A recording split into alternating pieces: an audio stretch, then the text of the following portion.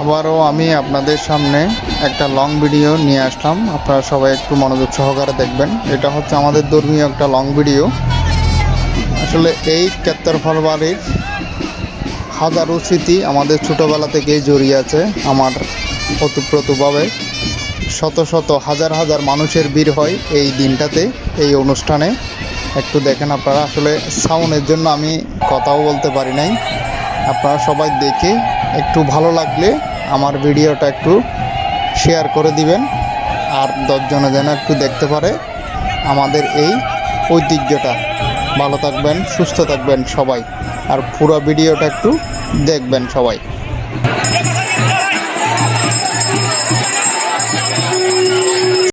Yeah.